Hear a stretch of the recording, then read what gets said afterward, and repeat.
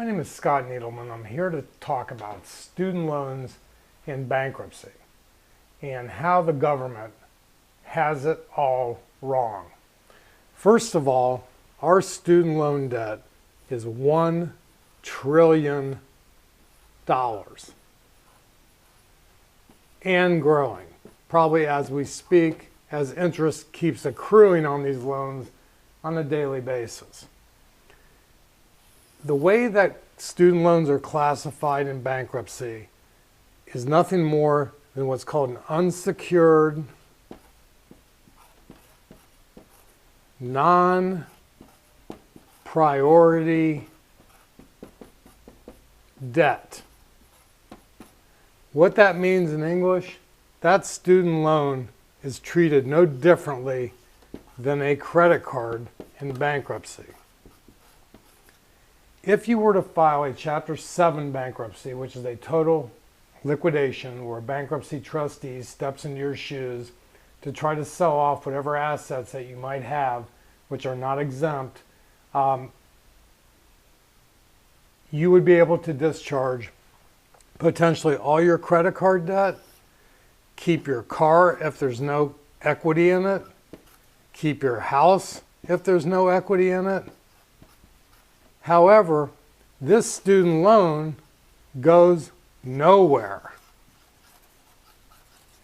According to our government and Congress and the Bankruptcy Code, you cannot even put your student loan monthly payment as a budget item in your bankruptcy, be it a Chapter 7 or a Chapter 13. So what that means is if your student loan is $400 a month and it takes $2,600 a month to live on, and you make $2,600, where is this $400 going to come from to pay? It's going to go into default. And right now, according to Mr. Romney in last night's debate, 50% of all college graduates are now unemployed.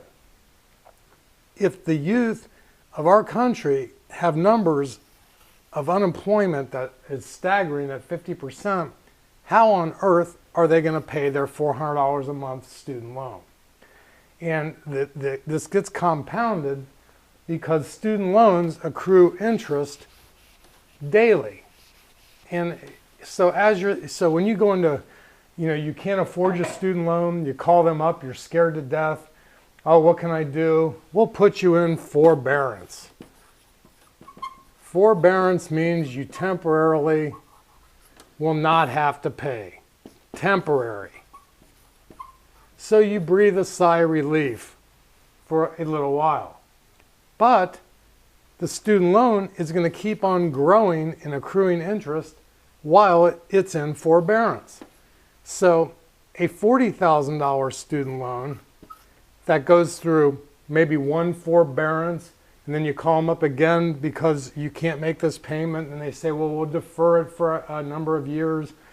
But in the meantime, this is still compounding interest, so this $40,000 can actually turn into $60,000.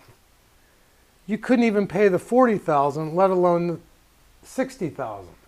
This is a ball and chain that will be around the ankle of all the college graduates that take out student loans and can't afford to repay them. The state of our economy is such that there are many qualified individuals who are working for much less pay than they should be getting. The president and Mr. Romney both, harped on the middle class and how they want to help the middle class. Well, here's how they can help the middle class and the student loan crisis and our country's deficit. Remember, $1 trillion. I remember hearing that number thrown around last night by President Obama and Mr. Romney, on a number of different budget items with the country. But both of them neglected to talk about this $1 trillion of student loan debt. Instead, President Obama talked about the 2 or 3% interest that they're charging. well, that 2 or 3% interest is still compounding and accruing on a daily basis. So what needs to be done, the Congress, the President, the upper governmental units of our country, which most of us have no access to, and they don't hear our voices, but bankruptcy needs to include student loan payments in the budget. What that means is when you file for bankruptcy, we do an analysis based on your income versus your expenditures. We are not allowed to put student loans in as a budget item. Remember, they're equal to a credit card. I can wipe out the credit cards, but do nothing with the student loan. Not even include it in the budget as a necessary budget item. What Congress needs to do is reclassify student loans and make them a priority debt, such as, back taxes or alimony, maintenance, or support paid to others. So if student loans are considered a priority debt, that means any person that has a student loan and files bankruptcy can put the student loan payment into their household living expenses. That's one way to deal with it, so that they're going to be continue to be paid back as a priority debt. Secondly, if it's a Chapter 13 reorganization, student loans should be able to be paid off as a priority debt, like taxes, income taxes, and let's say, child support. Arrearage. You're behind $4,000.